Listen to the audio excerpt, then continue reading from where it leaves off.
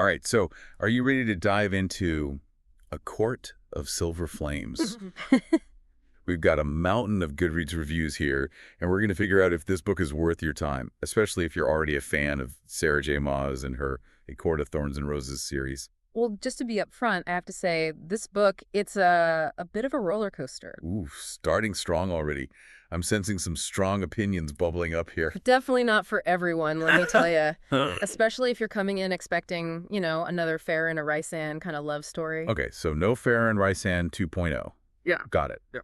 But bottom line, hit or miss. Well, let's just say A Court of Silver Flames is, seriously divisive. Think about that Goodreads page. It's a war zone, 5-star raves on one side, 1-star rants on the other.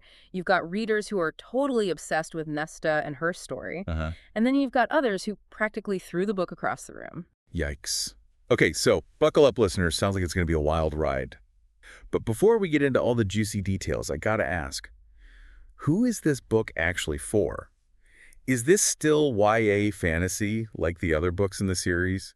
Because, some of these reviews are hinting at some pretty intense themes. Right. So A Court of Silver Flames is definitely not YA. I repeat, not YA. This is straight up adult fantasy. Okay, good to know. With mature, sometimes really heavy themes, Maas doesn't hold back, She dives right into trauma, abuse, addiction. It gets pretty dark. All right, so maybe not bedtime reading material. And yeah, the romance is a lot steamier than in the previous books. Just saying. Got it. Noted.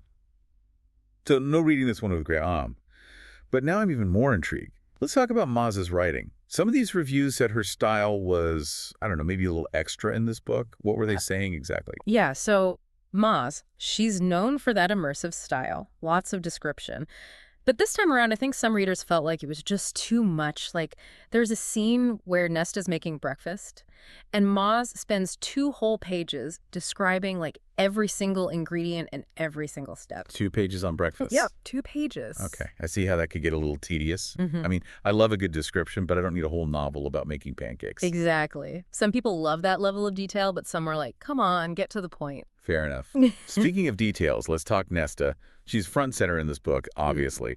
But from the reviews, it seems like readers either love her or absolutely hate her. What makes her such a polarizing character? Well, Nesta is, without a doubt, the most, what's the word? Controversial, divisive. She's angry, bitter, pushes everyone away. A lot of readers just found her unlikable, even unbearable at times. Yeah, I could see that. I mean, she makes some pretty awful choices. Right. But, and this is important, Maas actually shows us why Nesta is the way she is. She's dealing with so much trauma, still haunted by everything that happened in the previous books. There's this scene where she's having a panic attack, and the way she describes it, it's like she's drowning in the cauldron. Wow, drowning in the cauldron, that's heavy. It's raw, it's painful, and it really gives you a glimpse into how much she's suffering. It's not just surface level angst, this is deep. Okay, so maybe there's more to Nesta than meets the eye. It sounds like Maas is really diving into her psychology here, exploring the after effects of all that trauma. Exactly.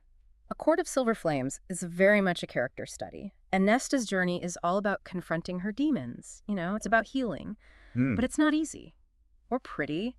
She lashes out, makes mistakes, pushes people away. It's messy, raw. It's definitely not your typical heroine's journey, Okay, so we're starting to see a more complete picture of Nesta now. She's not just some, villain or a spoiled brat. She's a woman who's dealing with some serious trauma. But some reviews said her character arc felt rushed. Is there really enough time in the book for her to go through such a huge change? That's a good point. The book takes place over, a whole year, which is actually a pretty long time compared to the other books in the series, but it's still a lot to squeeze in. Some readers definitely felt like her healing happened too fast. Yeah. It wasn't totally believable, But some people loved that Maas really focused on mental health. They found Nesta's journey really relatable, even inspiring. There's a scene where she starts training with the Valkyries. Oh, yeah, the Valkyries. I was wondering when those badass warrior women would show up. Right. They're awesome. And it's through that training, pushing herself to her limits, physically and mentally, that she really starts to confront her demons and build a new sense of self. So it's not just about, kicking butt. It's about empowerment, too.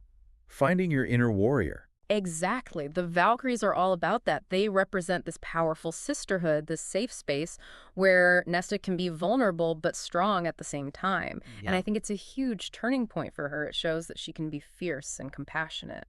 I like that. It also kind of highlights how Maas really emphasizes female friendships, right? Totally. Like, finding your tribe is so important. Okay, so we've got Nesta training with the Valkyries, battling her trauma, finding a support system. But what about the romance? We all know Cassian is, her love interest in this book. But some reviews said he felt kind of different in this one compared to the other books. Yeah, so Cassian in A Court of Silver Flames is definitely a lot more focused on the romance. We still see his playful side, that flirty energy, but we don't see as much of the warrior or the strategist. Like the Cassian we knew from the previous books, some readers love that, that softer, more devoted side of him.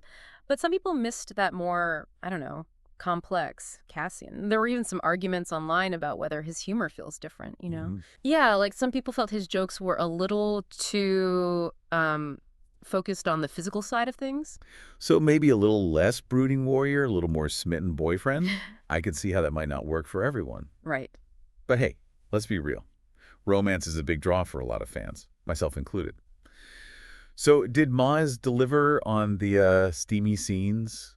Asking for a friend, obviously. Oh, she definitely delivered. Let's just say she turned up the heat in this book. Big time. Yeah.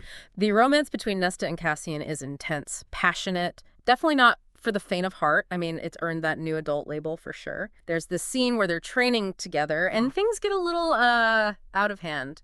Let's just say the sparring weapons aren't the only things getting, wielded. Wow. But it's not just about physical attraction. Maas also explores that emotional intimacy between them, how they support each other, how they challenge each other to grow, to heal. All right, that sounds pretty intense. But I got to ask, what about the elephant in the room? Rysand. I saw some seriously heated discussions about his behavior in this book. People were not happy. What's all that about? Ah, yes. Rysand, this is where things get interesting. Remember how in the previous books, Rysand was all about female empowerment, always respecting Fair's choices? Right, totally. Well, in A Court of Silver Flames, he makes some decisions that Yeah. didn't sit well with a lot of readers. For example, when it comes out that Fair's pregnancy is high risk, he keeps it a secret from her. Like, he actually forbids anyone from telling her. Wait, what?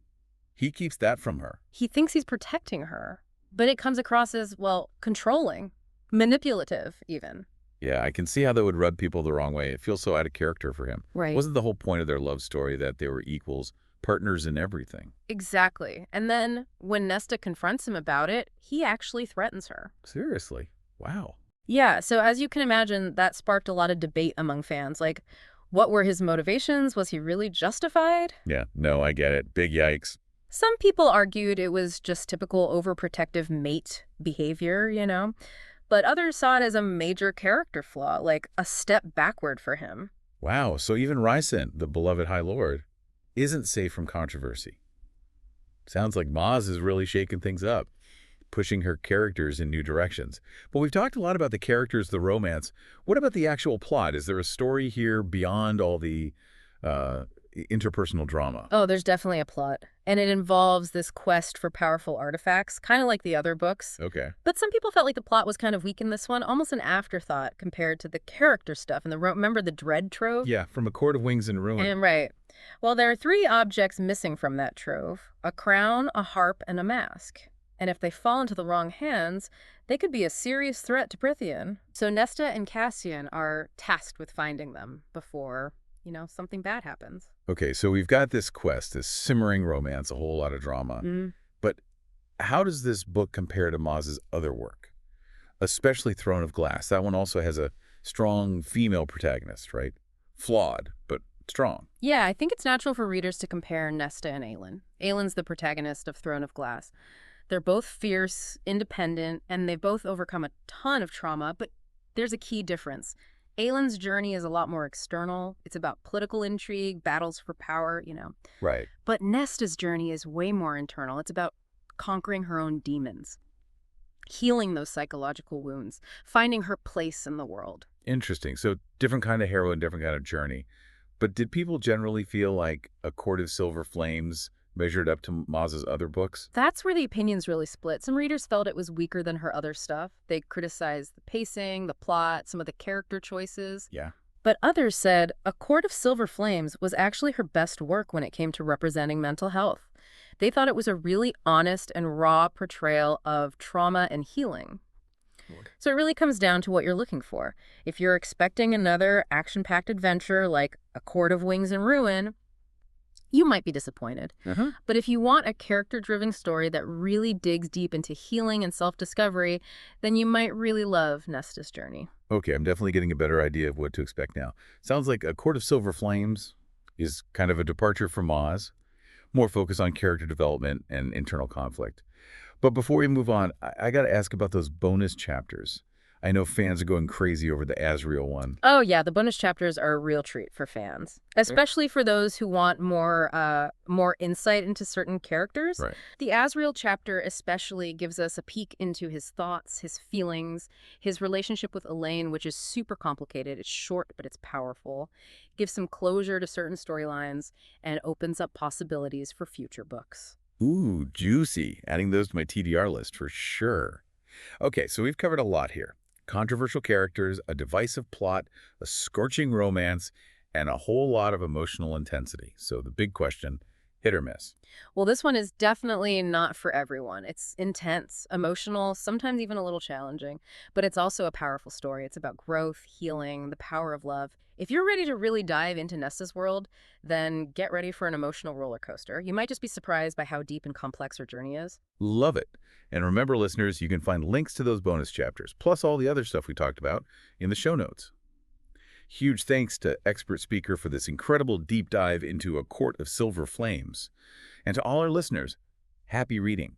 Whether you choose to embrace the flames or go on some other literary adventure, may your journey be full of great stories and unforgettable characters. Until next time, stay curious.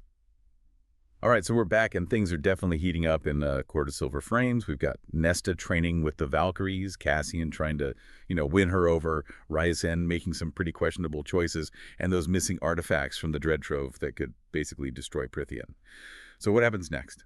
Well, that quest for those artifacts, it takes Nesta and Cassian all over Prythian. And let me tell you, they run into some dangerous enemies along the way. Remember Bryolin? Oh, yeah. Right. That human queen who is obsessed with power. She's still a major threat, and she really wants those artifacts. Right, Bryolin. She's like the ultimate power-hungry villain. Yeah. But you also mentioned this ancient being, Cochet, kind of lurking in the shadows. What's his deal? What's he up to? Cochet, he's playing the long game. He's manipulating everything from behind the scenes, using Bryolin as a pawn, basically. Yeah. His big plan is to destroy Prythian. And he knows those artifacts are super powerful. He wants to use them to unleash, total chaos and destruction. Right. Okay, so we've got Bryolin making her moves, Cochet pulling the strings, and Nesta and Cassian are racing against time to find those artifacts. Sounds like the stakes are pretty high. Oh yeah, the fate of Prythian is literally hanging in the balance here. If those artifacts fall into the wrong hands, it could be the end of everything. Wow, that's intense. But how does Nesta handle all of this? I mean, we know she's been through so much, but is she really ready to, face down these threats and save everyone? That's what's so great about Nesta's journey in this book. She's not that broken woman we saw at the beginning anymore. The training with the Valkyries, her relationship with Cassian, her own willpower to heal, it's all led up to this moment. She finally steps up, embraces her power, and she becomes the warrior she was always meant to be. That's what I like to hear. So we finally get to see Nesta unleash her full potential. But what about the other characters? Do Fair and Rhysand and the rest of the Inner Circle play a role in the final battle? They do, but their roles are different this time around. Remember, this is Nesta's story. It's her time to shine. Right. The Inner Circle is there to support her, but they're also dealing with their own challenges, especially with Fair's high-risk pregnancy. Right, Fair's pregnancy. That was a whole other layer of drama in this book. But okay, how does the final battle actually play out? Does Nesta manage to defeat Bryolin and Cochet? The final battle is, it's epic. There's magic, fighting, sacrifice. Nesta and Cassian, they work together. They combine their strengths, their power, to confront these threats head on. And the Valkyries, those awesome female warriors, they play a huge role in the fight. They really show everyone how powerful they are. So it's a real team effort. Yeah. But who actually saves the day in the end? Does Nesta get her, moment of glory? Oh, Nesta definitely has her moment. She taps into a power that even she didn't know she had, and she uses it to protect everyone she loves. It's a really powerful scene, super emotional. It shows how much she's grown, how she's transformed into a true warrior. Okay, so Prythian is saved. Nesta is a total badass. I'm guessing there's a happily ever after for her and Cassian. You know Sarah J. Maas. She loves a good happily ever after. The book ends on a hopeful note. Nesta and Cassian find peace, happiness together, Uh, but it also hints at new challenges, new adventures on the horizon. So, it leaves readers wanting more. well, color me intrigued.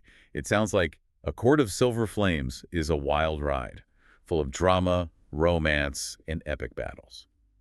But before we wrap things up, any final thoughts for our listeners who are still on the fence about this book?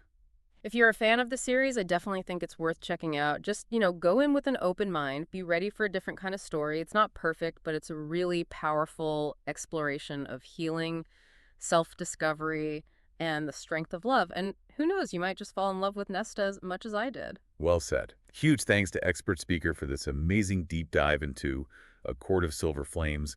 And to all our listeners, happy reading. Whether you choose to embrace the flames or explore some other literary adventure, may your next book be an absolute page-turner. Until next time, stay curious.